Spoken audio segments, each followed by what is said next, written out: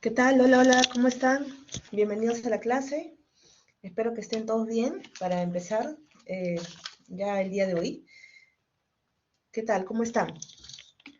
Hola Alejandra, ¿qué tal? Un gusto, ¿cómo están? Muy buenos días, Angelina. Hola, Lisette. ¿Qué tal? Espero que estén todos bien. Hola, Ariana, Carlos. Bueno, les comento. ¿Qué tal, Ariana? Dos Arianas. Ariana, Sharon, Josué. ¿Qué tal? Bueno, chicos, muchas gracias por estar aquí presentes, siendo tan temprano. ¿Qué tal, Yasmín? ¿Listos para estudiar, para avanzar? Bueno, hay que avanzar, ¿no? Eh, la- el tiempo se pasa rápido. ¿Qué tal, Oscar? Hola, Yasmín. El tiempo se pasa rápido y este ciclo también, ¿no? Se está pasando muy rápido, así que les voy a dejar algunos recordatorios, ¿ya? Eh, En un abrir y cerrar de ojos, ustedes van a estar terminando sus carreras, sus profesiones. No saben cómo es rapidísimo, ¿ya? A ver, entonces, ya nosotros estamos en la semana 6, ¿no? Ya estamos en la semana 6 y ya han dado su práctica calificada, ¿no? Su práctica calificada 1. Espero que hayan salido muy bien, ¿ya? Y como estudiantes, tienen el derecho también de poder solicitar una revisión de nota, ¿ya? Entonces, pueden solicitar una revisión de nota, acá se los estoy poniendo,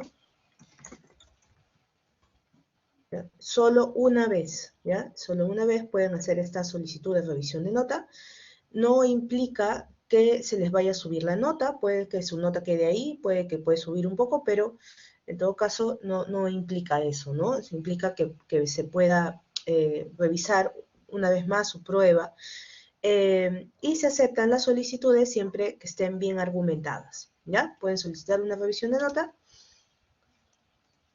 con argumentos, ¿no? Adecuados, ¿ya?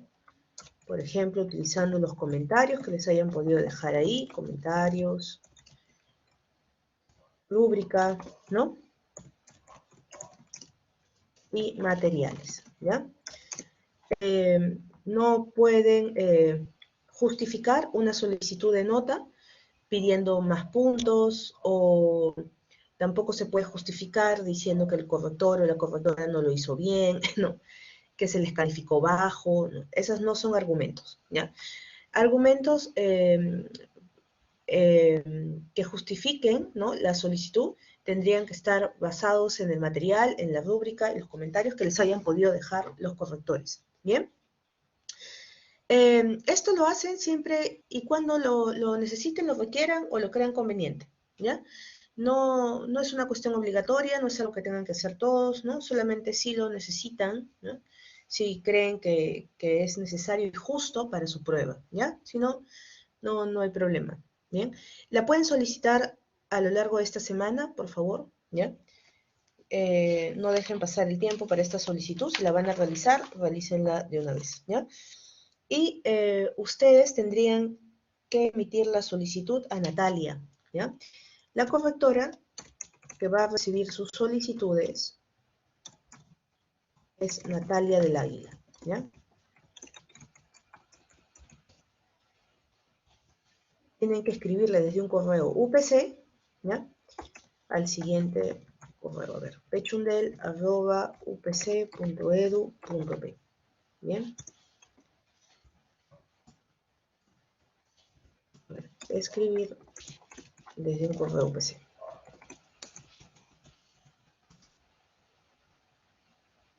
Bien. Ah, y especifican el asunto, ¿no?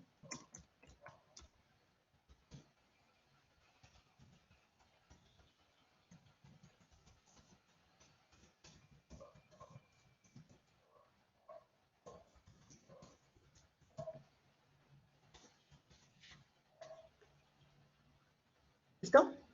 Entonces, eso es lo que podrían hacer si es que necesitan una solicitud de revisión de nota. ¿Bien? Listo. como les digo, es un derecho que ustedes tienen como estudiantes, ¿no? A cada prueba que dan o a cada evaluación. En este caso, como hay correctora para la práctica calificada, la tienen que emitir a Natalia del Águila, que es la que les ha corregido la prueba. Ah, y esperar, ¿no? ¿Cuál va a ser la respuesta a su solicitud? No siempre la solicitud puede sumar puntos, ¿no? Eso depende también de los argumentos que estén generando y de la revisión que nuevamente vaya a hacer el corrector. ¿Bien? Listo. ¿Alguna duda o consultas aquí?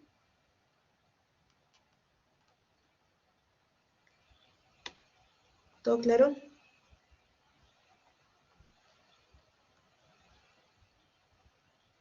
Sí, ok, Angelina, gracias. Ahora, gracias, chicos. Gracias, Ariana. Ahora vamos a ver por aquí el trabajo, ¿ya? El trabajo, la tarea académica, ¿bien? Ahora vamos a hablar de la tarea académica, ¿ya? O TA1. La tarea académica es una tarea grupal, ¿no? Así que yo ya espero que estén formando sus grupos. Grupal. Todas las indicaciones, si se han olvidado de alguna, todas las indicaciones las encuentran en la semana 6, ¿ya? Y el día, ¿no? Que vence el plazo, ¿ya? El plazo vence el día sábado, ¿no? Sábado 30 de abril, es decir, este sábado, ¿ya? Este sábado 30 de abril, ustedes ya deben haber subido sus trabajos, no lo envíen a última hora, porque luego de pasar el plazo no hay recuperación de la prueba, ¿bien? Y acuérdense que esto es grupal, así que si alguien está siendo el encargado o la encargada de subir la prueba, tengan mucho cuidado con eso porque pueden perjudicar a todo el grupo, ¿ya? La hora máxima para subir el trabajo es 11:59 de la noche, ¿bien? ¿Ok? Si tienen problemas de conexión, cortes de luz o algo similar, tomen sus precauciones y envíenlo antes. No estén enviando sus trabajos a último momento. ¿Bien? Eso sí les voy a hacer recordar, es importante, ya que ustedes tomen sus debidas precauciones, ¿bien? A esta situación de la tarea académica. ¿Bien?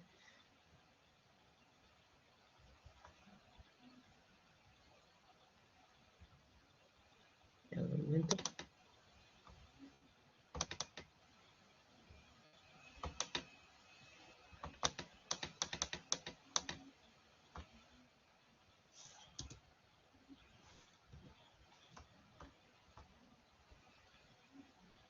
Listo. ¿Alguna duda, consultas aquí? ¿Cómo van con la TA1? ¿Todo bien?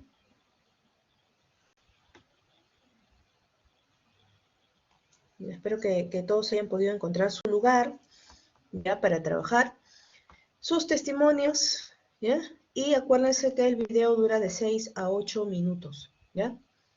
De 6 a 8 minutos y lo envían el día sábado 30 de abril hasta las 11:59 de la noche, pero recuerden que también pueden enviar con anticipación, que sería lo mejor, ¿ya? Porque si no, si lo envían fuera de plazo, van a perder la prueba, ¿bien? Listo. ¿Alguna duda o consulta?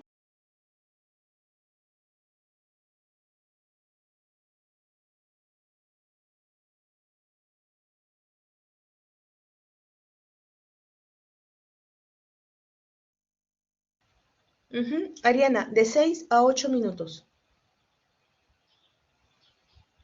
A ver. Ajá. El video debe durar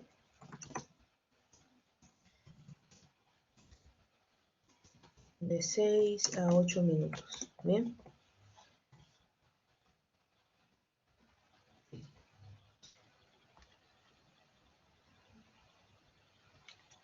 Sí, así es, Camila. Lo sube solo una persona, ¿ya? Solo un miembro del grupo sube el video. Bien,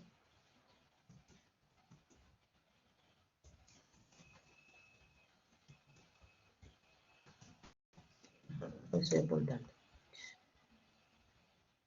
Y elijan una persona del grupo que pueda tener una buena conexión, ¿no? Que, que esté seguro, ¿no? De subir al trabajo, ¿ya? Y que lo vaya a cumplir, por favor, ¿ya? Y envíen lo que hayan quedado con su grupo a tiempo, ¿ya? Porque también pasa eso en los trabajos grupales, ¿no?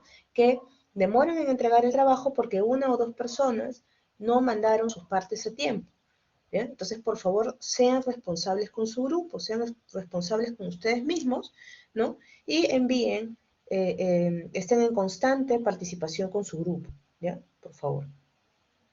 Bien, listo. ¿Alguna otra consulta?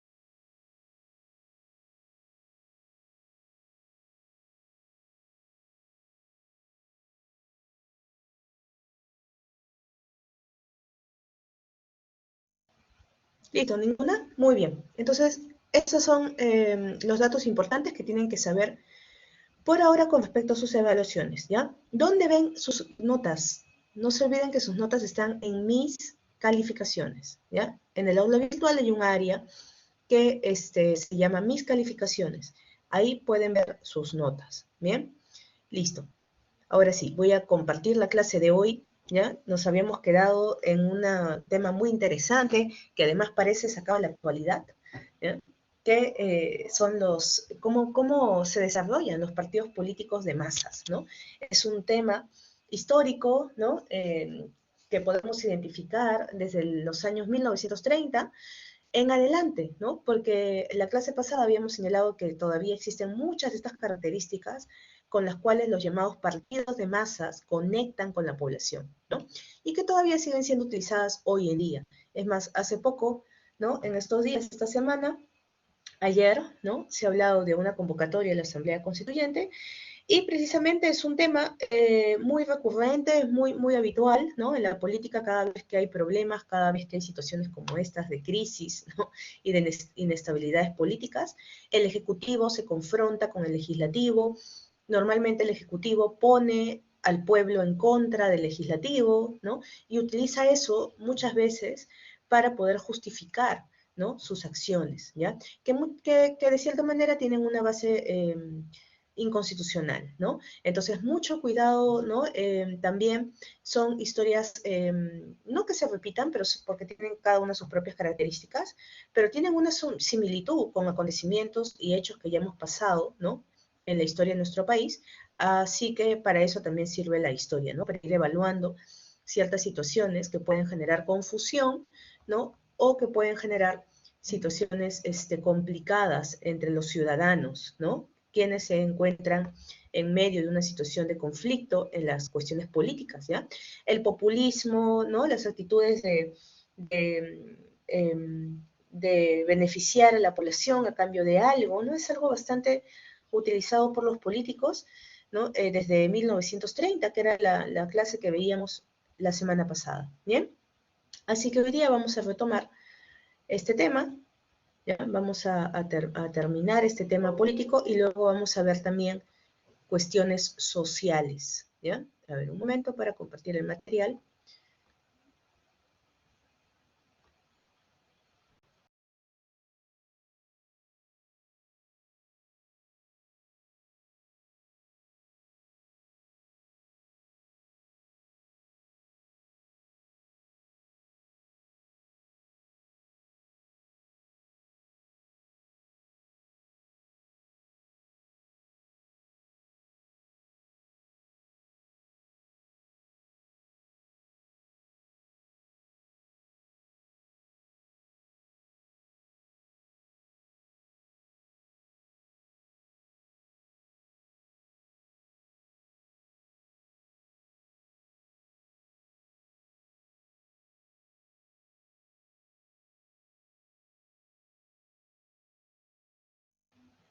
Listo.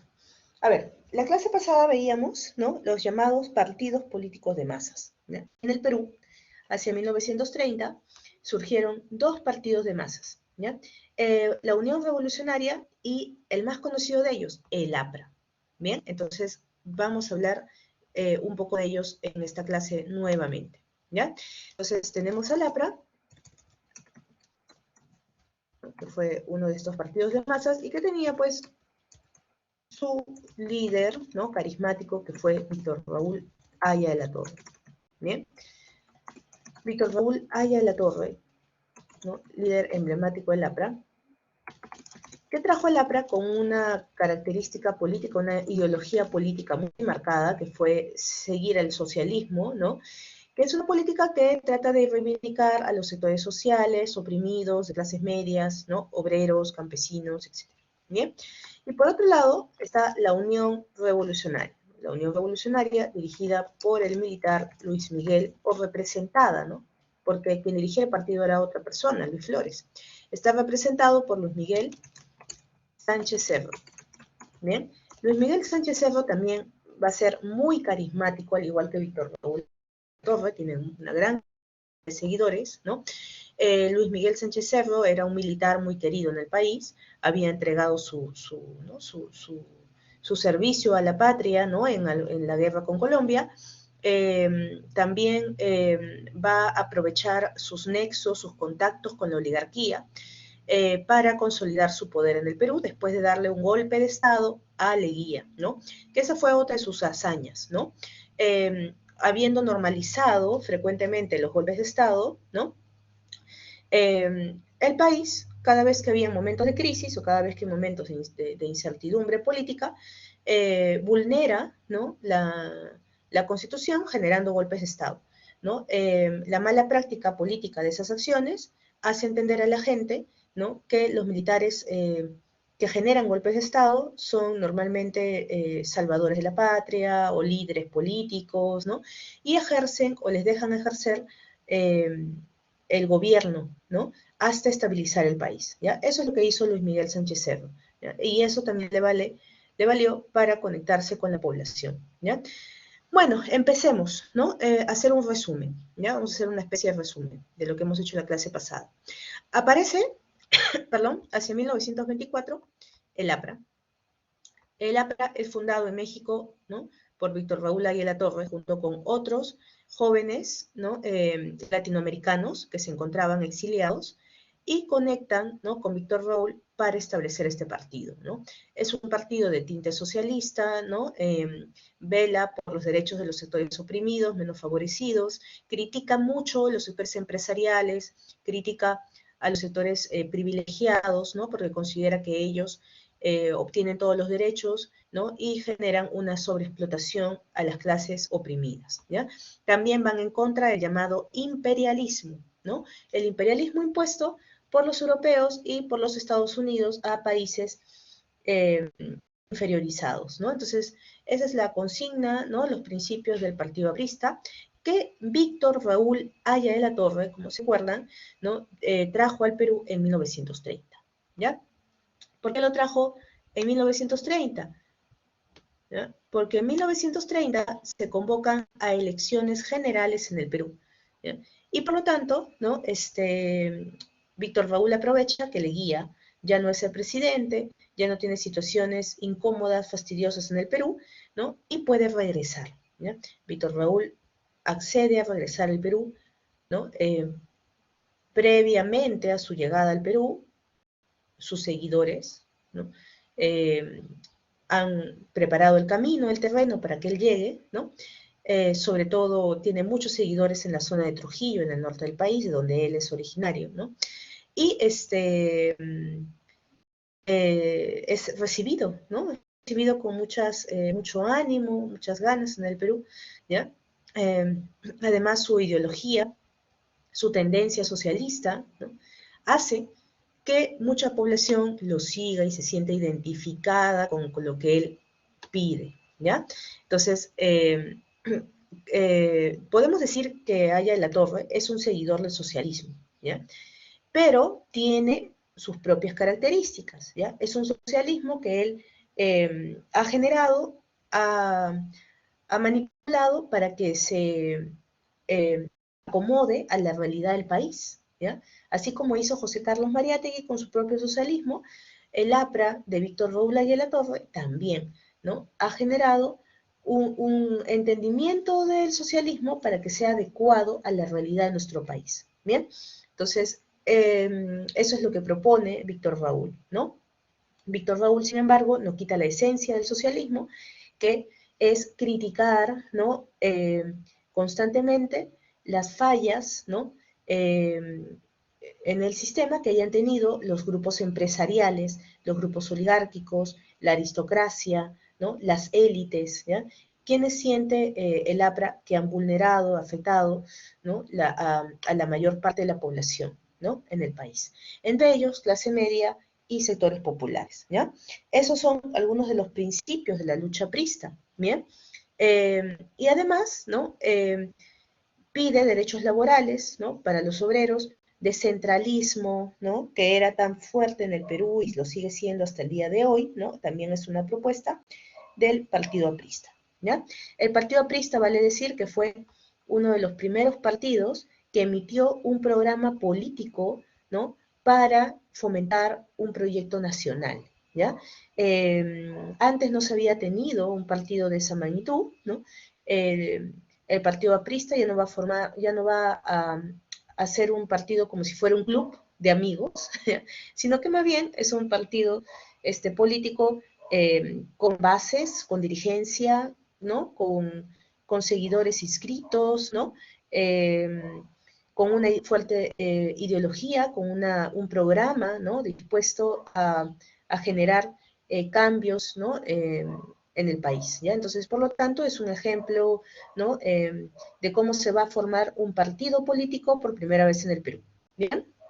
Entonces, eso es algo que sí se rescata de la presencia del APRA en el Perú, ¿bien? Ahora, ¿cómo empiezan los problemas para el APRA? ¿Ya?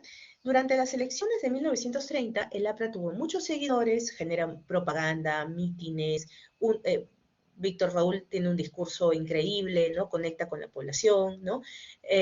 Y al momento de llegar las elecciones, ¿ya? Sí va a tener una fuerte competencia con Luis Miguel Sánchez Cerro, ¿no? Luis Miguel Sánchez Cerro sí también lidera, ¿no? A una gran manifestación, ¿ya? Entonces acá lo vamos a poner, la elecciones, ¿no? Elecciones de 1930, ¿ya? Entonces acá ponemos APRA versus la Unión Revolucionaria, ¿ya? Pero la Unión Revolucionaria no está sola, ¿bien? El discurso transgresor, el discurso amenazante del APRA con respecto a los intereses de los empresarios y de la oligarquía en el país, hace que la Unión Revolucionaria unifique, ¿no? O una sus fuerzas con la llamada oligarquía del país, ¿ya? Bien, entonces esto avala la presencia, ¿no? Del poder con Luis Miguel Sánchez Cerro, ¿no? Que gana estas elecciones, ¿ya? Eh, y bueno, polariza el país, ¿no? La elección de Luis Miguel Sánchez Cerro, debido a que muchos de los seguidores apristas no querían reconocer el que Aya Torre haya ganado esas elecciones. Comienzan a generar revueltas, manifestaciones, hay muchos movimientos, rebeldes, ¿no? Por parte del APRA, sobre todo en la zona de Trujillo, ¿no? Y una de las más fuertes fue la llamada Revolución de Trujillo en 1932, en donde los apristas toman el cuartel O'Donovan, ¿no? Donde se encontraban un grupo de marinos del Perú, ¿no? De la Marina del Perú, y se enfrentan, ¿no? Y de cierta manera, ¿no? La Fuerza Armada toma actitudes represivas contra el APRA. Son las primeras manifestaciones de violencia o de enfrentamiento contra el Estado del APRA, por lo cual comienzan a denominárseles como terroristas, ¿ya? Entonces, estas actitudes violentas de enfrentamiento contra el Estado, ¿no? Hacen que el APRA sea visto como un partido violento, un partido con manifestaciones agresivas, ¿no? Que pueden dañar la estabilidad del país. Por eso es que los militares comienzan a frenar, a combatirlos directamente. Sánchez Cerro declara ilegal al APRA, ¿bien? Sánchez Cerro comienza a declarar ilegal al APRA, entendiendo que el APRA, ¿no?, es un partido, ¿ya?, es un partido de mucho peligro, ¿no?, para el país, que no fomenta el orden, no fomenta la unión, ¿no?, y que esto puede dañar la unidad del Estado peruano, ¿no? Entonces, el APRA va a caer en la ilegalidad constantemente, ¿ya?, por considerarse un partido peligroso que daña la estabilidad del país, ¿no? Y esto hace que el APRA no pueda, ¿no?, concretar su partido durante cerca de más de 20 años, ¿ya? Porque va a vivir siempre perseguido o al margen de la ley, ¿bien? No dejan de actuar, los apristas no dejan de reunirse, no dejan de convocar, ¿no?, seguidores, pero en muchos casos, ¿no?, lo van a hacer desde la ilegalidad, desde la clandestinidad, ¿ya? Pero la gente seguía mucho, ¿no?, al APRA. El APRA va a tener muchos seguidores, al igual que Haya de la Torre, pero lamentablemente pues tienen enemigos, ¿no?, en el Estado, como los militares y la oligarquía, que es la que domina las actividades económicas en el país, ¿no? Se da también incluso la muerte de Sánchez Cerro, que es atribuida a un seguidor aprista, ¿ya? Y esta situación no ha sido esclarecida hasta el día de hoy, ¿ya? La muerte de Luis Miguel Sánchez Cerro en manos de un joven aprista, ¿no?, es una historia muy poco investigada todavía, porque incluso se señala, ¿no?, que este joven, ¿no?, que asesina a Sánchez Cerro, nunca declaró ser aprista, pero que era muy conveniente declararlo aprista, porque eso justificaba, ¿no?, las ideas de los militares contra el APRA, ¿no? Incluso el haber llegado a tal punto de haber asesinado al presidente, ¿no? Entonces, esa historia, ¿no?, mancha de cierta manera la historia del partido, ¿ya? Aunque hoy en día, no se sabe a ciencia cierta si fue realmente este joven quien asesinó a Sánchez Cerro un militante aprista o no, ¿ya? Pero en el momento, ¿no?, en el momento del asesinato, ¿no?, era muy conveniente para los Sánchez cerristas declarar, y enemigos del APRA, declarar que fue aprista, ¿ya? ¿Se entendió hasta aquí?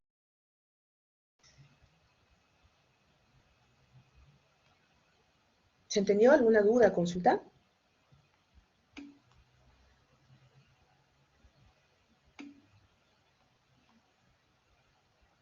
Sí, perfecto.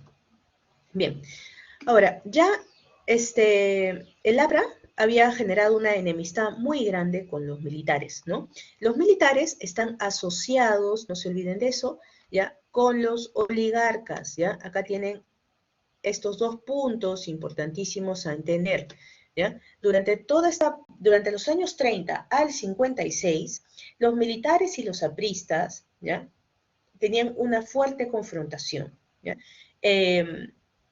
Cada vez que hay un militar en el gobierno, los apristas no pueden tener legalidad, ¿ya? Hay una confrontación muy directa, ¿bien?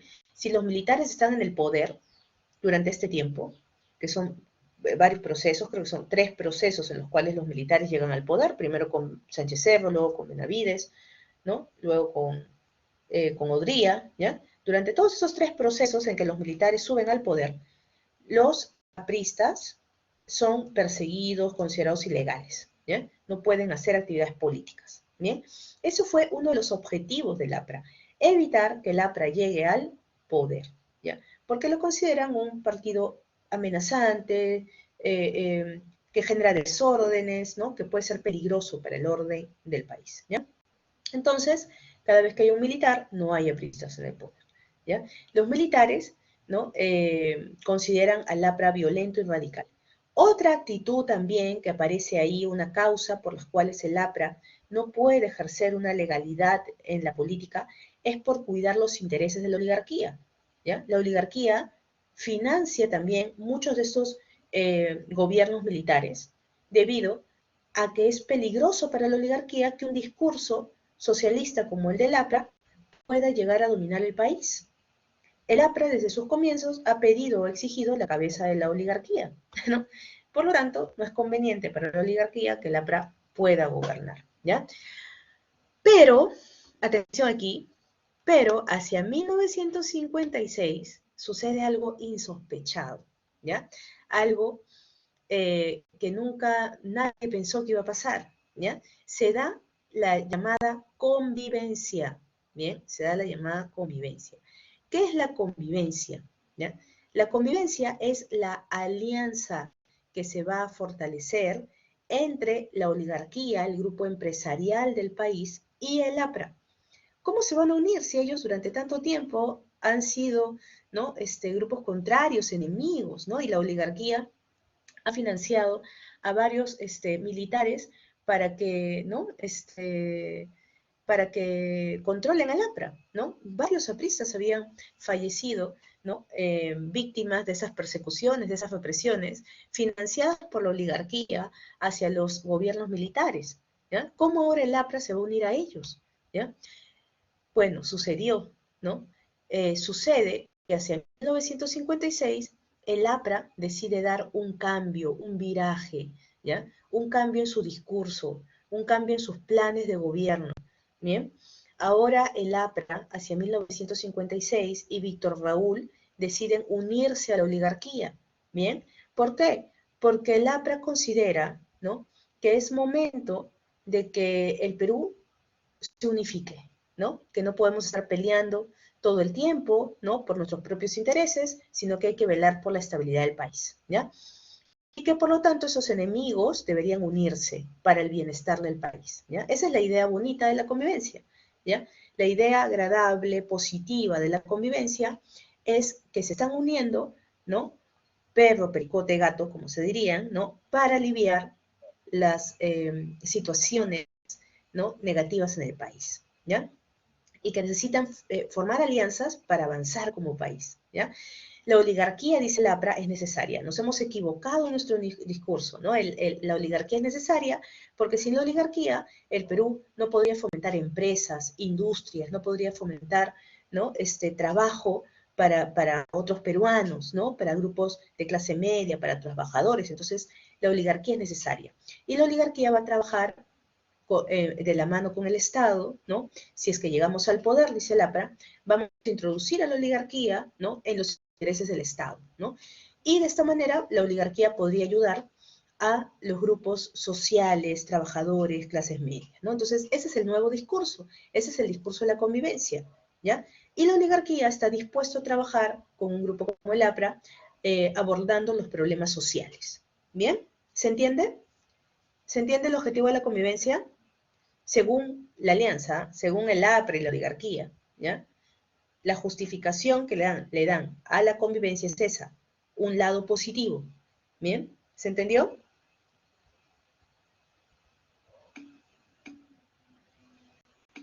¿Ya? A ver, ¿todos le van a creer?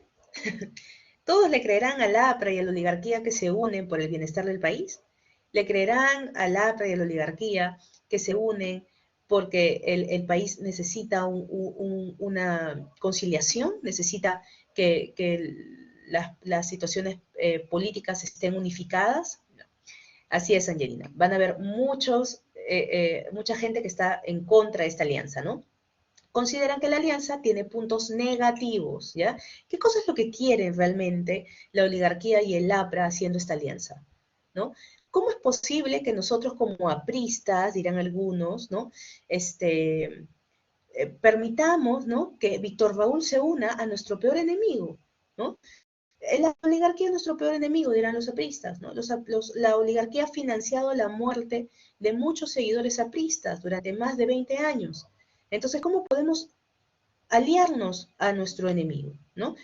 Y además, de esta manera el APRA se deslinda de muchos principios socialistas, ¿bien? Entonces, Víctor Raúl es visto como un traidor al partido por muchos apristas, ¿no? Hay varios apristas que consideran que esta convivencia es algo dañino para el partido y deciden salirse del partido, ¿ya? Varios apristas abandonan el partido, pero otros consideran que sí, que es un momento del cambio. ¿Por qué? Porque el APRA necesita su legalidad, ¿ya? si el APRA no logra su legalidad, no va a poder nunca acceder, ¿no?, a puestos políticos, ¿bien? Y unirse a la oligarquía es fomentar o ayudar a su legalidad, ¿ya? No importa, ¿no? Muchos consideran se vende a su peor enemigo, ¿no? Pero al menos el APRA consigue la legalidad, ¿ya? ¿Y qué cosa lograría la oligarquía ahí? La oligarquía lograría unirse a un partido con una fuerte base de apoyo popular. Y si el APRA tiene una base de fuerte apoyo popular, puede llegar al poder. Y si llega al poder, la oligarquía puede llegar a conseguir muchos beneficios de su aliado, ¿ya? ¿Cómo se llama eso? Un intercambio de favores, ¿ya? Por lo tanto, muchos ven a la convivencia como una alianza clientelista, ¿ya? Esta alianza, dicen muchos, no lo hacen para beneficio del país, no lo hacen para la unidad nacional, ¿no? Sino que lo hacen para buscar intereses, ¿ya? El APRA, intereses de partido, y la oligarquía, intereses de buscar a un partido como el APRA para conseguir un representante político, ¿no?, en el gobierno, y de esta manera obtener beneficios, ¿ya? ¿Se entendió hasta aquí? ¿Todo claro con la convivencia? ¿Se entendió la convivencia? ¿Puntos negativos, positivos? ¿Bien? Listo. Como les decía, no todos van a estar a favor de esa alianza. Hay una gran cantidad de seguidores apristas que están desilusionados de lo que se ha generado en el partido. El APRA ya no tiene ese tinte socialista radical que se tenía antes. Por lo tanto, los grupos oprimidos, inferiorizados, que se apoyaban en el APRA, ¿no?, ahora se sienten nuevamente abandonados, ¿no?, por el partido. No hay alguien que cubra sus expectativas, y por lo tanto muchos jóvenes, ¿no?, desilusionados con el partido, fundan el APRA Rebelde. El APRA Rebelde va a dar paso, es el origen de lo que luego va a ser nominado el MIR, ¿ya?, o también llamado Movimiento de Izquierda Revolucionario. Bien, que va a ser hacia 1960 una de las primeras guerrillas de formarse en el Perú. Bien, ya tienen un pensamiento socialista más radical, confrontan directamente al Estado, ¿no? Van adquiriendo seguidores de una manera independiente, ¿no? Y se mimetizan, se infiltran, ¿no?, digámoslo así, entre las poblaciones oprimidas, ¿no? Pueden ser campesinos u obreros, ¿ya? Luego, el MIR va a ser un antecedente de lo que van a venir de manera posterior con el MRTA, ¿no?, en el Perú. Bien. Listo, chicos. Entonces, esos son algunos de los cambios en la política del país hacia 1956. Y además, ¿no?, esta situación de la convivencia es, digamos, lo más cercano que tenemos nosotros ahora de lo que es el APRA, ¿no? El APRA nosotros ya no lo vemos como un partido socialista, ¿no?, sino que más bien lo vemos como un partido de centro, ¿no?, aliado a los intereses de los empresarios, pero también convocando a los sectores populares, grupos obreros, ¿no?, no abandonándolos en ese proyecto, ¿no?, sino más bien haciéndolos partícipes, pero con el apoyo de los empresarios, ¿ya? Entonces es algo que vemos normalmente ahora del APRA, ¿ya? Bien, y si el APRA da un cambio y la oligarquía también se asocia con el APRA, ¿qué pasa con los militares? Porque los militares habían sido todo este tiempo el apoyo, ¿no?, de la oligarquía en el poder, ¿ya? Pero ya no lo son más. ¿Por qué? Porque los militares se dan cuenta que han sido utilizados, dicen ellos, por la oligarquía, ¿no? Hemos estado siendo utilizados durante todo este tiempo por la oligarquía, por sus intereses, ¿no? Hemos generado fuertes gobiernos, ¿no?, dictatoriales para apoyar los intereses de la oligarquía, ¿no? Y esto no, identificamos que no es conveniente, dicen los militares, porque nosotros nos debemos al Estado, nos debemos a la patria, nos debemos a la nación, y no nos debemos a grupos de poder, ¿no? Entonces, muchos militares instruidos en el CAEN, que es el Centro de Altos Estudios Militares, ¿no?, declaran que van a tener un proyecto reformista para el país, ¿ya?, que ya no van a estar aliados a la oligarquía, que ahora tienen un carácter reformista, de cambios, van a trabajar para solucionar los principales problemas sociales del país y desarrollar económicamente al país a través de ciertas reformas dirigidas por el Estado, ¿ya? Entonces, de esta manera se forma una junta militar de gobierno, ¿ya? Que luche también contra la alianza de la oligarquía y el APRA, ¿ya? Los militares tienen mucho temor, tienen muchas dudas, ¿no? Con esta alianza que han formado los oligarcas y los apristas, y van a hacer todo lo posible para evitar que esa alianza llegue al poder, ¿ya? Haciendo todo lo posible para que esa alianza no llegue al poder, los militares fomentan golpes de Estado, ¿no? Esta es una de ellas, la Junta Militar de Gobierno, liderada por Nicolás Lindley y Ricardo Pérez Godoy, que establecen un golpe de Estado, ¿no?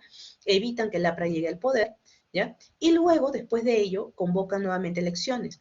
Y cuando se convoca elecciones, estos militares que saben que no pueden llegar al poder de manera legal, sino mediante golpes de Estado, tienen que unirse a un partido político para formar alianzas, ¿ya?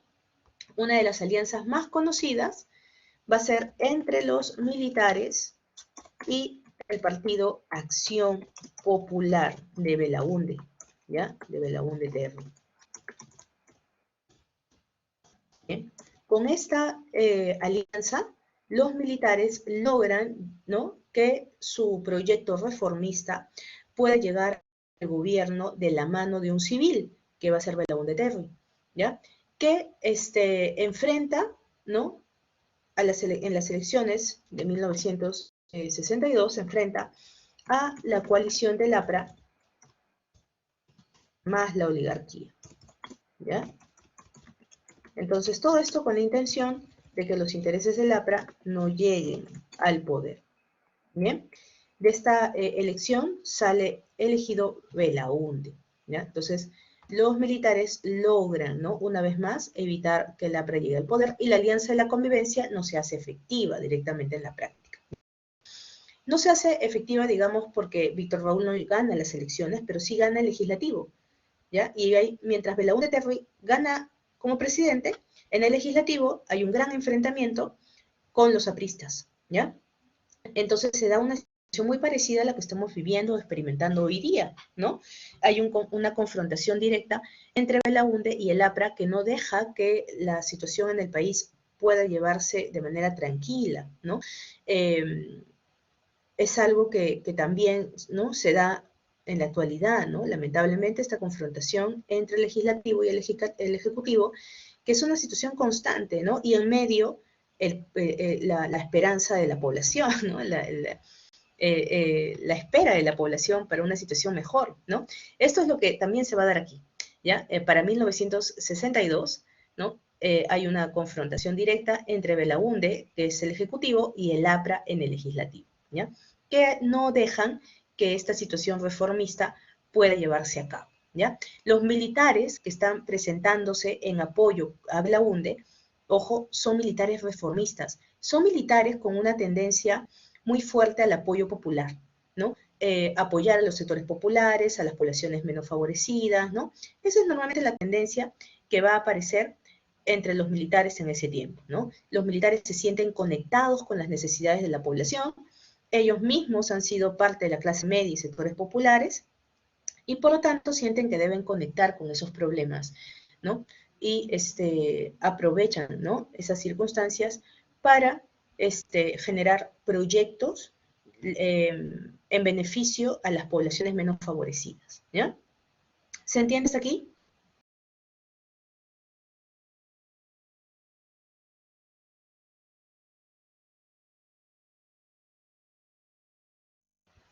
Sí, muy bien. No es un tema fácil, ¿eh? No es un tema tan sencillo, porque hay cambios, ¿no? Hay que entender y analizar esos cambios, por qué se generan, por qué se dan, ¿no? ¿Qué intereses hay detrás, ¿ya? Entonces, todo eso hace un poco difícil este tema, ¿bien? Hay también toda una influencia, ¿no?, de los partidos socialistas y también de centro en el mundo, ¿no? Entre los años 60 está viviéndose lo que se llama la Guerra Fría, ¿no?, en el mundo, que enfrenta posiciones socialistas y posiciones liberales capitalistas, ¿no? Y por lo tanto el país también se ve influenciado por ello, ¿no? Entonces esas tendencias también internacionales de la Guerra Fría son las que pueden estar generando presiones, cambios en el país, ¿ya? Eso también no hay que obviarlo, ¿bien? Listo, ahora, ya hemos aprendido hasta aquí la situación política, la nueva política, los partidos de masas, la presentación de líderes carismáticos, ¿no? La presentación de propaganda, mítines, la presencia de un líder como si fuera el salvador o del país, ¿no? El que todo lo puede, ¿no? ¿Ya? Entonces, todo esto lo hemos visto en la nueva política. Hay mucho populismo también, ¿ya? El populismo es algo muy notorio en la política de nuestro país. Empieza con Leguía, se reafirma en los gobiernos de 1930 en adelante. Puede subir cualquiera al poder, puede ser uno de derecha, uno de izquierda, puede ser uno de centro, puede ser un militar, pero todos han generado populismo, ¿ya? Y el populismo va a ser tan fuerte en el país que incluso va a entrar, ¿no? A poder manejar, a poder manipular las situaciones de mucha población en el país, población migrante, ¿no? Que migra de manera interna, ¿no? Porque la migración es del campo a la ciudad, migra buscando mejores oportunidades, buscando mejores, ¿no? Alternativas para su vida, ¿ya? Y esto va a ser utilizado, manipulado por los intereses de muchos políticos, ¿bien? Entonces, mientras la política se vive de esa manera, ¿qué tipo de situaciones se está experimentando en lo social? ¿Ya? ¿Cómo es la gente en el Perú? ¿Cómo está actuando? ¿No? La población en el Perú, ¿qué expectativas tienen? ¿Ya? ¿Cómo es que se va desarrollando la situación social en el Perú de 1930 a 1968? ¿Ya? Por lo tanto, a continuación vamos a ver las transformaciones sociales. ¿Bien? Estas transformaciones sociales son muy importantes para analizar porque a partir de estas transformaciones sociales, de la migración del campo a la ciudad, mucha gente campesina huye de sus lugares de origen, ¿no? Huye de la explotación del gamonal, del oligarca, ¿no? Que hacen sobre ellos. Una vez que se produce, ¿no? Se va a generar con este proceso de la migración el llamado mestizaje cultural, ¿ya? Mestizaje cultural que se va a promover a partir de la migración del campo a la ciudad. ¿Bien? ¿Cómo se fomenta esta migración? ¿Ya? Vamos a ver que esta migración es una migración interna. ¿Ya? Es una migración que viene sobre todo de la sierra a la costa. ¿Bien? La gente en la costa vive muy mal. Ustedes ya han analizado, han estudiado cómo era la situación de los campesinos y de las poblaciones indígenas al interior del país, no reconocidos, ¿no? No tienen derechos, han sufrido muchos maltratos y explotación, ¿no? Viven bajo el poder de un sistema gamonalista, ¿no? Y de sistemas de explotación laboral como el de enganche, ¿ya? El Estado, los gobiernos han hecho muy poco para poder mejorar la situación de esa población campesina, ¿no? Y por lo tanto llega un momento de quiebre, llega un momento, ¿no? En donde muchas de estas poblaciones al interior del país deciden migrar. ¿Qué podemos perder? ¿No? Si como campesinos ya tenemos la peor parte, si migramos, ¿qué podría pasar con nosotros? Bien, no tenemos mucho que perder, no tenemos nada tampoco en nuestras zonas, ¿no? De origen, en nuestras localidades, se nos ha quitado hasta la tierra. A muchos de estos campesinos se les había quitado todo, hasta las tierras comunitarias, ¿ya? Que han caído bajo el sistema gamonalista y oligárquico, ¿bien? Entonces, no tienen tierras, ¿no? No tienen derechos, viven explotados y la misma situación van a vivir sus hijos.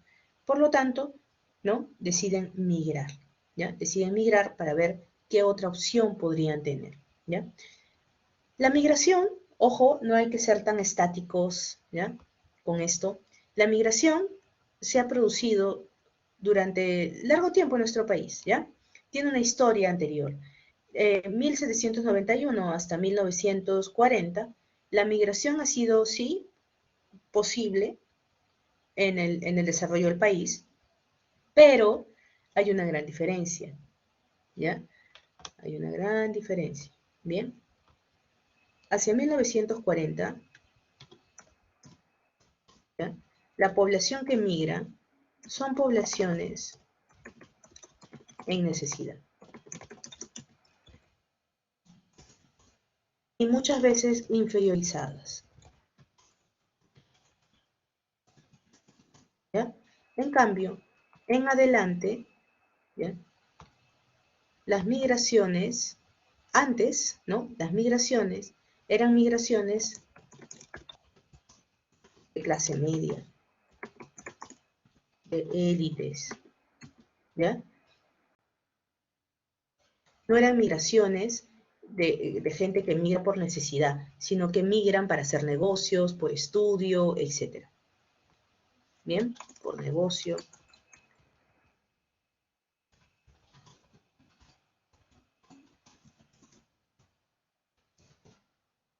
¿Bien? Entonces, 1940 marca esa diferencia entre las migraciones. Ya no son migraciones, ¿no? En donde la gente migra para estudiar o para formar un negocio, ¿no? Para conectar alianzas, tratados con ciertos negociantes, comerciantes, ¿no? O sea, no es una migración por placer o por negocios, para 1940 las poblaciones que van a migrar son poblaciones en necesidad e inferiorizadas, ¿ya? Y por lo tanto, cuando llegan a la ciudad o cuando llegan a su destino, no van a ser bien recibidos, ¿ya? Son poblaciones que son vistas como poblaciones que afectan a la ciudad, ¿no? Por su condición, por su origen, ¿no? Esto viene también o trae a colación el sistema de discriminación y racismo, ¿no? Que era tan utilizado en nuestro país, ¿bien? Otras características de la migración u otra situación que va a generar la migración es el alto grado de densidad poblacional que se va a generar en la costa, ¿ya? Hacia 1940, la sierra, ¿no? Era el territorio donde más población había, ¿no? Pero para 1940 esta situación en adelante se va a modificar y en épocas más actuales, ¿no? Tenemos que la costa es el territorio más denso, ¿no? Siendo un territorio pequeño, tiene una gran población, porque es una población que ha migrado, ¿no? Desde 1940 hasta nuestros días. Bien, vamos a ver aquí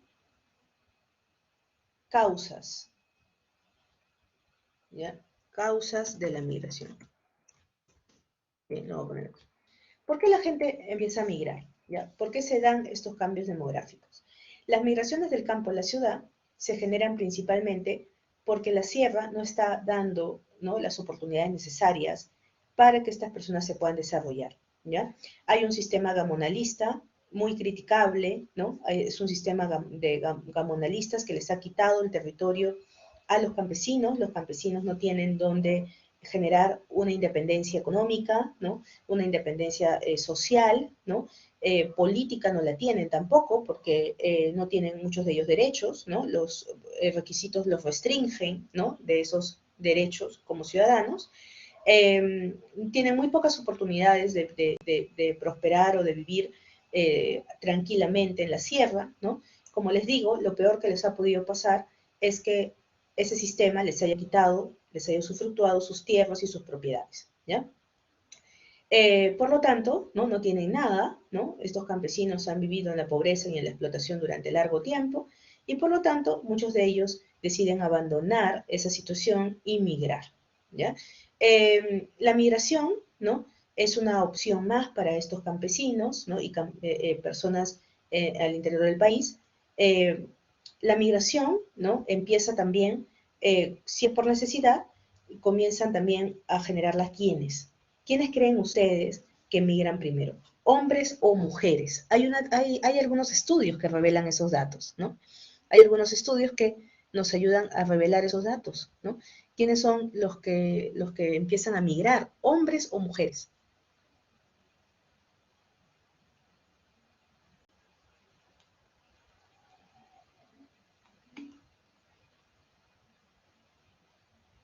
Mujeres, así echaron, ¿ya? Las mujeres son las que empiezan a migrar, ¿bien? Porque siendo mujeres tienen menos oportunidades, siendo mujeres tienen una situación de explotación mayor, ¿no? Por ser mujer, por ser campesina, por ser indígena, ¿ya? Por lo tanto, estas mujeres no tienen mucho que perder, como les digo, ¿no? Al momento de la migración, y optan, pues, ¿no?, por arriesgar sus vidas, ¿no?, migrando, ¿ya? Ya que en la sierra no encuentran empleo, ni oportunidades, ni derechos, no son visibilizados por el Estado, ¿no? Nunca van a llegar a conseguir nada si se quedan en sus lugares de origen, así que deciden migrar. Y al momento de la migración, ¿no?, se fomentan algunas consecuencias como estas. ¿Bien? Consecuencias, ¿no?, de la migración va a ser la litoralización y la urbanización. ¿Bien? ¿Por qué? Porque al llegar cada vez mayor cantidad de población, ¿no?, la costa va generando zonas de vivienda, ¿no?, forzadas, de cierta manera, pero las genera, ¿ya? Una urbanización que va a venir con la presencia de cada vez más gente, ¿no?, a las ciudades. Y litoralización, ¿por qué? Porque las ciudades se van fortaleciendo, sobre todo en la costa. ¿Bien? A ver, vamos a hacer un pare aquí para pasarles un video, ¿ya? Estas mujeres que migran, estos hombres que migran, pero sobre todo las mujeres, ¿qué tipo de trabajo van a comenzar a encontrar en la ciudad? ¿Ya? ¿Cómo van a ser recibidas? ¿Bien? No van a ser bien recibidas las poblaciones migrantes, ¿bien? Lamentablemente en la ciudad también van a ser marginados, también van a ser inferiorizados, ¿ya? Y muchos de ellos van a encontrar trabajos de explotación, ¿bien? Por ejemplo, en el caso de las mujeres, muchas de ellas consiguen trabajos como empleadas del hogar, ¿bien?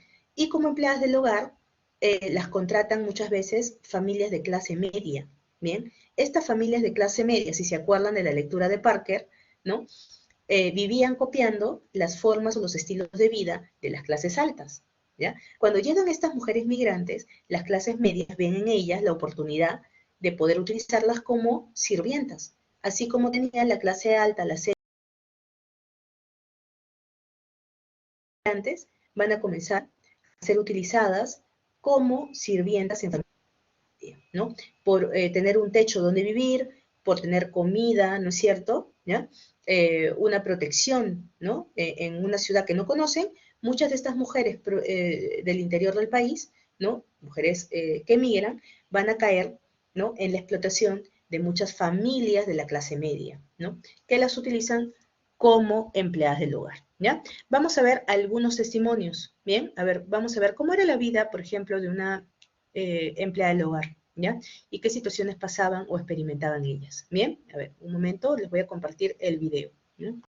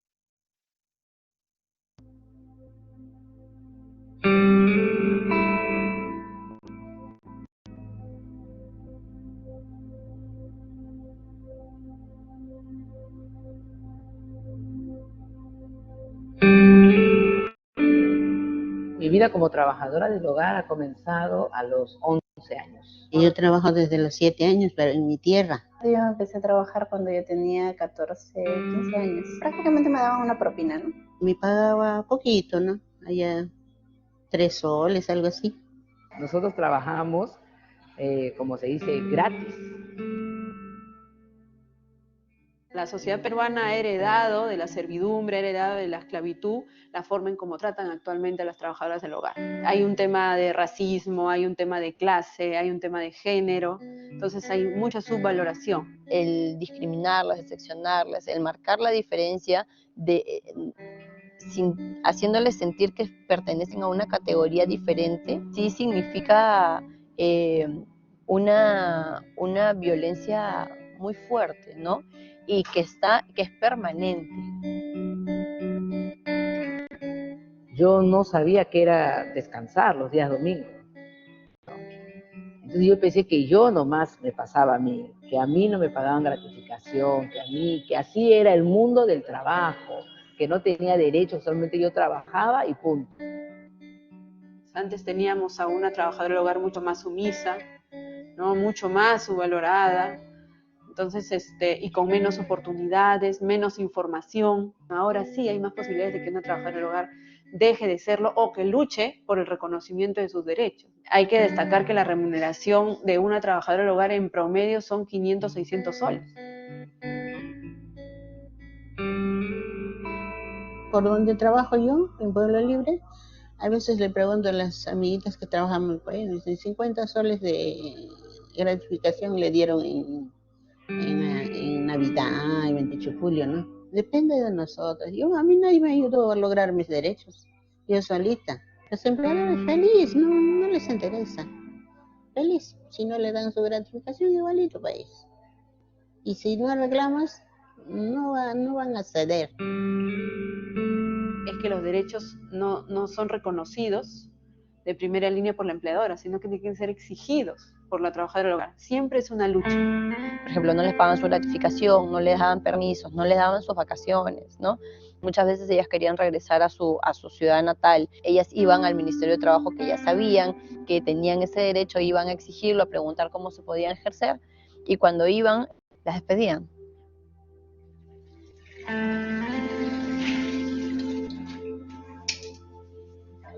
Era, o sea, una discriminación hacia nosotras como personas, como trabajadoras de hogar. Nos trataban como, digamos, disculpando la palabra, como esclavas, porque a veces se maltrataban psicológicamente y como verbalmente y físicamente.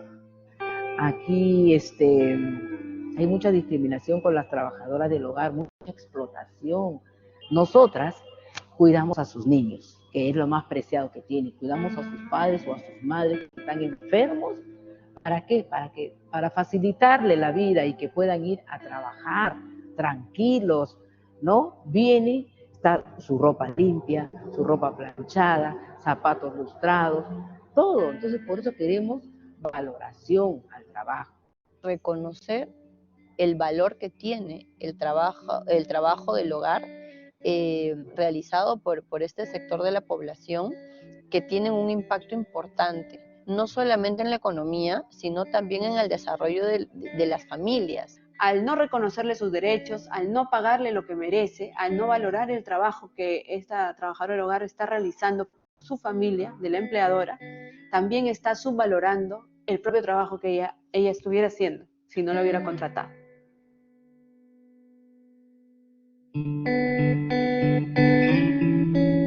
No, vas a un nido y le preguntas a un niño o a una niña, ¿qué quiere ser de grande? Nadie te va a decir trabajador del hogar. Nadie. Porque ese es digamos, el ejemplo más claro de que es totalmente subvalorado. Pero el día en que una niña o un niño te diga, yo quiero ser trabajador del hogar, esa respuesta va a significar que esa sociedad valora el trabajo doméstico, que le paga lo que le corresponde, que reconoce los derechos que merece. Entonces es un trabajo como cualquier otro.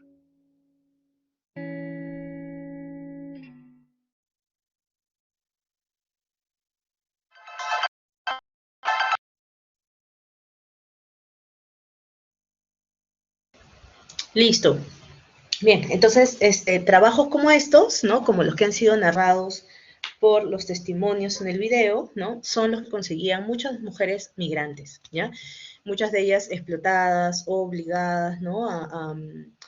A verse en una situación como esta, ya que no hay otra opción, ¿no? En que trabajar en la ciudad, ¿no? Se involucran en trabajos como los de empleada del hogar, en donde muchas veces eran maltratadas, ¿no? Sobre todo también familias de clase media, ¿no? Como les digo, que las utilizaban como sirvientas, ¿no? Estas actitudes van a ser muy frecuentes hacia el migrante, ¿bien?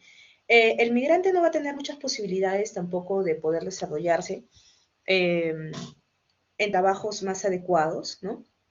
Algunos de ellas eran empleadas, otros eran obreros, obreras, en fábricas donde no tenían cubiertos sus derechos laborales ni horas laborales. También, por ejemplo, algunos hombres algunos hombres que emigraban optaban por el servicio militar obligatorio, ¿no? Y poco a poco también van a ir viendo la posibilidad de cómo sobrevivir en una ciudad como Lima, por ejemplo, ¿ya? Lima fue la principal receptora de migrantes, ¿ya? Pero Lima tampoco tenía todas las oportunidades o estaba listo, preparada para recibir a tanta cantidad de personas, ¿bien? Por lo tanto, una posibilidad de poder acceder, ¿no?, a beneficios viviendo en la ciudad va a ser ocupar territorios, ¿no? Ocupar territorios para poder vivir, para acceder a una vivienda, ¿no?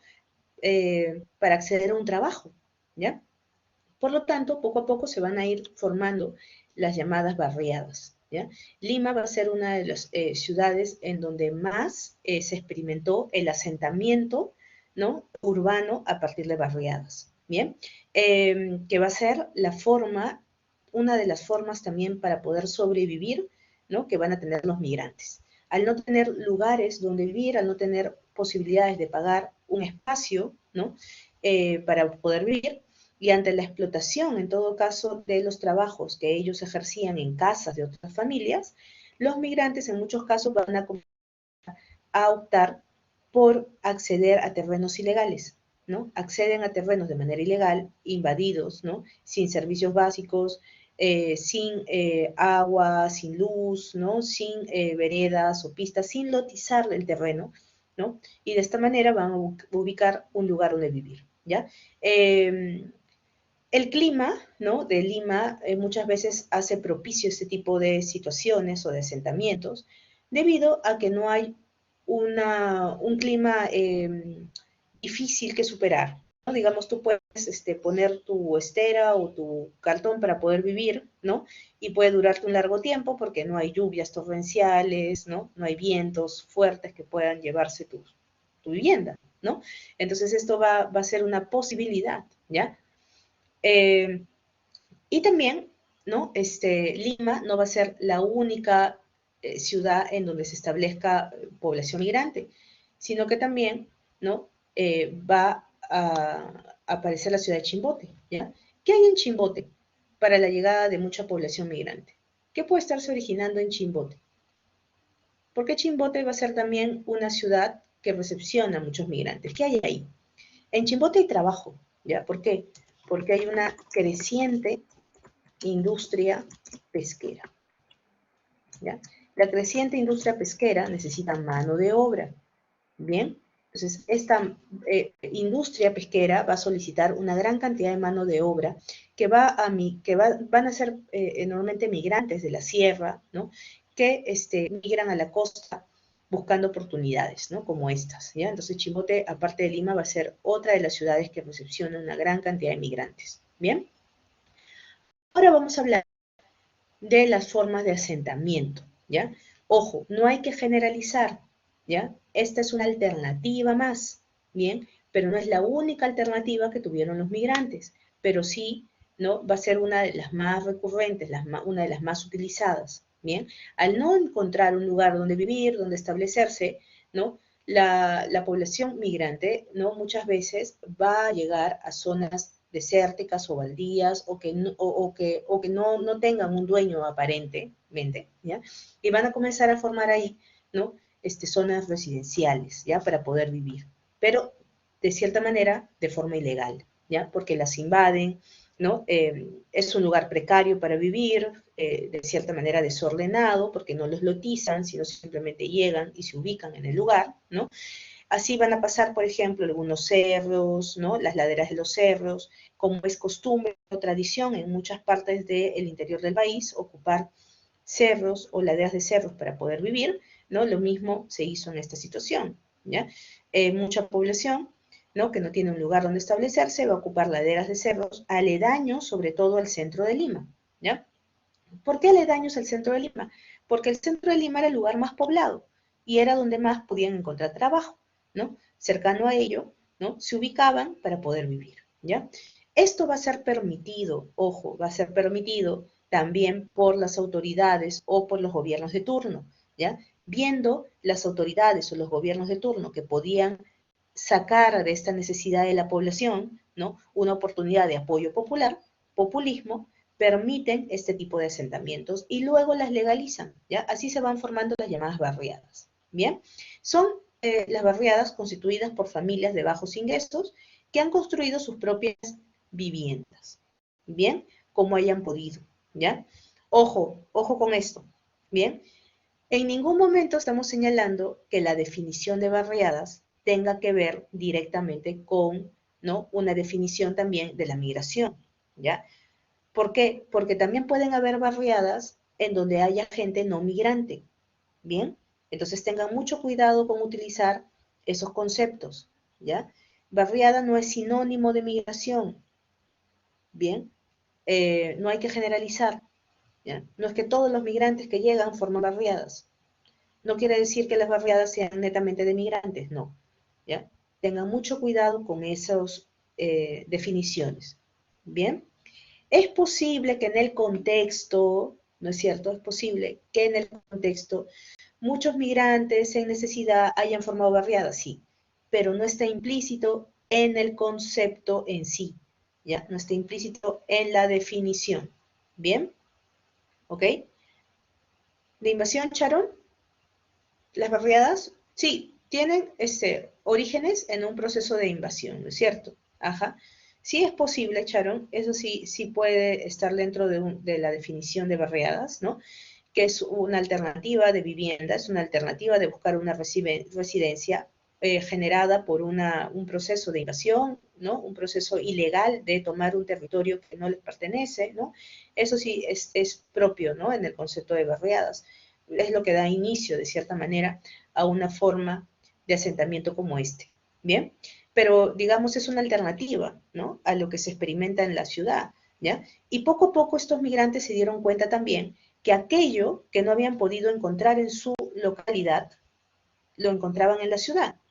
Entonces fomentaban más migración, ¿no? Y también el Estado, los gobiernos fomentaban esa migración, porque están accediendo a poder otorgarles aquello que estas poblaciones necesitan, como es un lugar donde vivir, un territorio propio, ¿no? Lo están accediendo en la ciudad, más no en los lugares de origen de estas poblaciones, ¿no?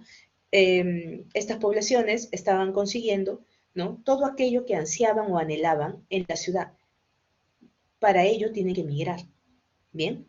Están consiguiendo un territorio donde vivir, están consiguiendo un trabajo donde establecerse, sus hijos pueden encontrar una educación, ¿no? O oportunidades educativas, ¿ya? Entonces todo se les está otorgando, ¿no? Fomentando el centralismo, ¿ya? ¿Quiénes son los que promueven eso? Los mismos gobiernos, los mismos poderes del Estado, ¿ya? Que incentivados por el populismo que podrían llegar a generar con estas poblaciones, incentivan la migración. Bien, el término de barriadas luego, ¿ya? Comienza a tomar situaciones muy despectivas. Se vincula en muchos casos a las barriadas con poblaciones de mal vivir, poblaciones que no viven bien, poblaciones que caen en la delincuencia, ¿no? Y por lo tanto es un término que cae en prejuicios y estereotipos, ¿no? Y por lo tanto en 1968 el término de barriada se cambia al término de pueblo joven. ¿Bien? Esa es, digamos, un poco la historia de la situación de las barriadas, ¿ya? Ahora, miren ustedes cómo Lima fue cambiando, ¿ya? Este es un mapa de Lima hacia 1910, a inicios del siglo XX, ¿no? Lima era prácticamente rural, todo esto que está acá eran haciendas. Haciendas que les pertenecían a familias de la oligarquía, haciendas que le pertenecían, ¿no?, a la a instituciones religiosas, ¿ya? Muchas instituciones religiosas todavía tenían un importante patrimonio en la tierra, ¿ya?, en las haciendas. También eran patrimonio del Estado, ¿no? Entonces, muchos de estos terrenos que ustedes ven aquí en el mapa en rosado son los terrenos que van a ser, en muchos casos, víctimas de la invasión, ¿no? A ver, acá, por ejemplo, también tenemos que en 1940 Lima ya va creciendo, la zona de la periferia del centro de Lima ya se está ocupando. La Victoria y el Rímac son los principales distritos obreros o de grupos de trabajadores. Se establece Miraflores, Barranco y Chorrillos, ¿no? Ya más, de una manera más amplia, que era donde vivían las élites. Pueblo Libre, San Miguel, Breña, Lince, que conecta con la avenida Arequipa, ¿no? La avenida Arequipa creada por Leguía a inicios del siglo XX, ¿no? Leguía crea esa avenida, y cuando Leguía crea esa avenida, urbaniza también un poco la ciudad, ¿ya? Y se va a ir poblando poco a poco, ¿bien? Para cuando llegue una gran cantidad de población migrante, la población migrante organiza, ¿no?, más asentamientos urbanos, ya no hay, ¿no?, espacios para poder ubicarse, ¿no?, a la periferia del centro de Lima, y por lo tanto se dirigen a las afueras, ¿no?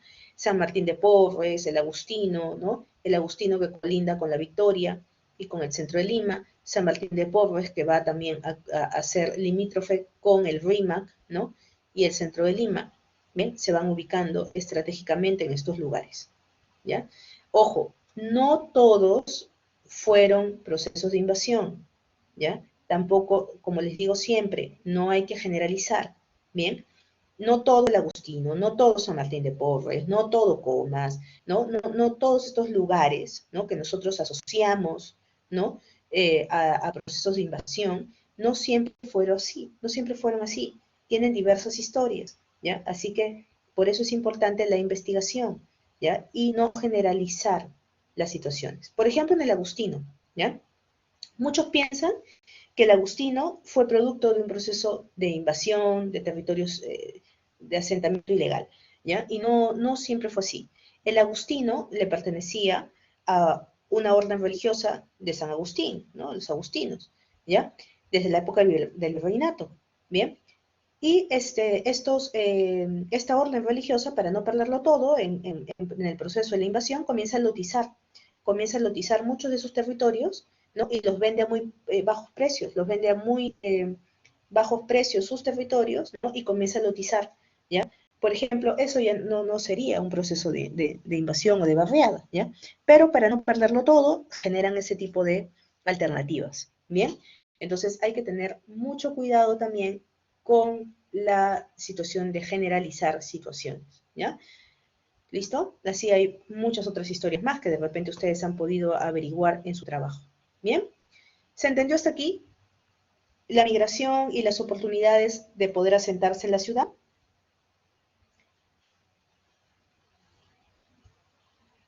¿Sí? Muy bien.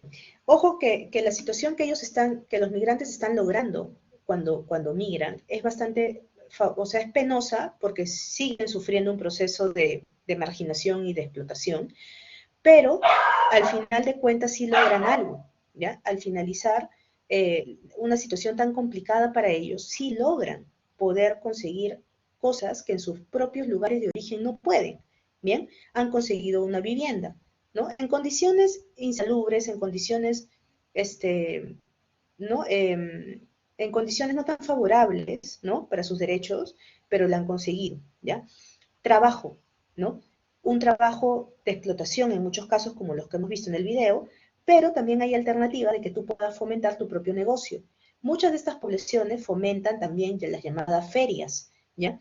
Y estas ferias luego se vuelven mercados ambulantes, ¿ya? Uno de los más conocidos, La Parada, ¿ya? La Parada fue uno de los principales mercados que estas poblaciones establecieron en la ciudad, ¿no? Y que fue una gran oportunidad para que ellos puedan emerger o salir adelante, ¿bien?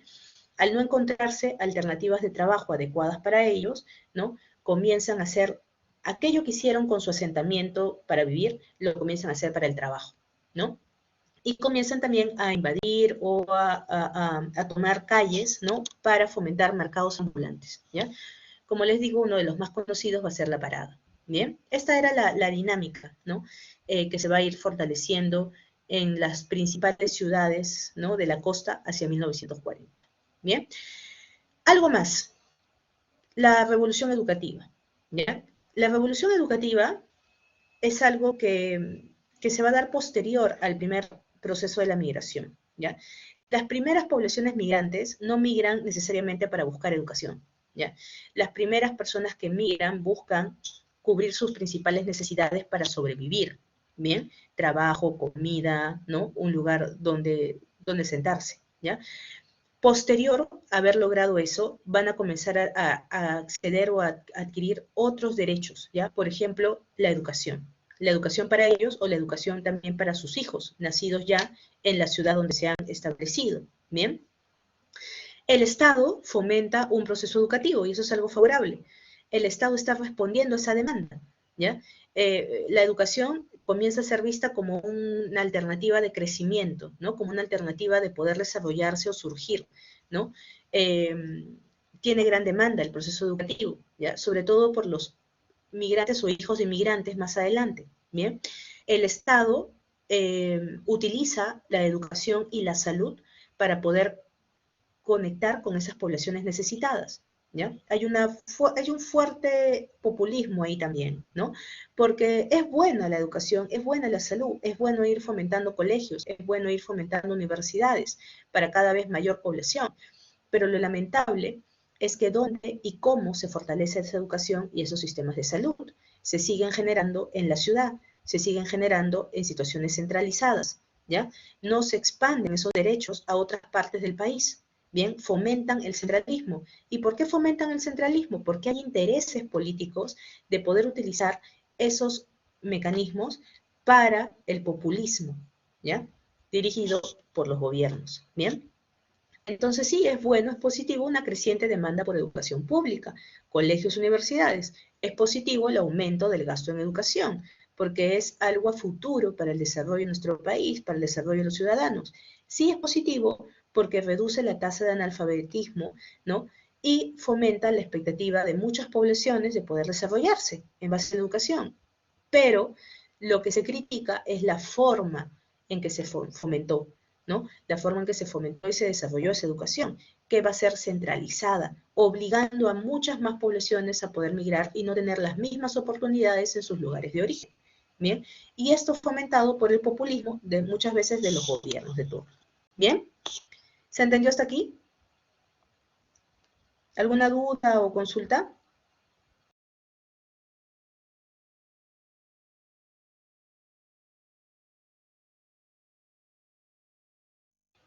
¿Todo bien? ¿Sí? Perfecto.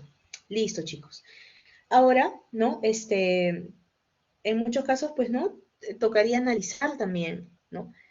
¿Cuántos de nosotros hemos sido partícipes de esa situación del migrante, ¿no? ¿Cuántas de nuestras familias han tenido que emigrar y tener que pasar por estas situaciones para conseguir algo mejor, ¿no? Es una historia muy común entre nuestras familias, ¿no? Que han tenido que pasar por esos procesos, ¿no? Y que hasta el día de hoy se sigue desarrollando. Bien, listo chicos, cuídense mucho entonces, si no hay más dudas o consultas, podemos dar por terminada la clase. Bien, muchas gracias por sus intervenciones y por su participación. Sí, Lucero, dime.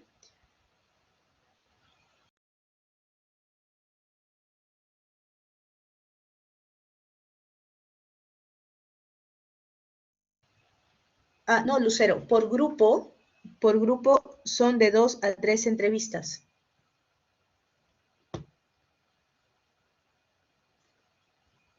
Ya, por grupo mínimo son 2 o 3 entrevistas. ¿Ya? Así es, ok. A ver, Camila. ¿El curso tiene examen parcial? No, no hay examen parcial. ¿Ya? No hay examen parcial en este curso, solo está la entrega del trabajo, ¿ya? La entrega de la tarea académica que la tienen que hacer el día sábado. Bien, el video debe durar un total de 6 a 8 minutos, ¿ya? De 6 a 8 minutos. Bien. Listo, chicos. No se preocupen, los que ya tengan que retirarse se pueden ir retirando. Muchas gracias por su atención y nos vemos ya la próxima semana. Así es. Gracias, Diana. Cuídense mucho.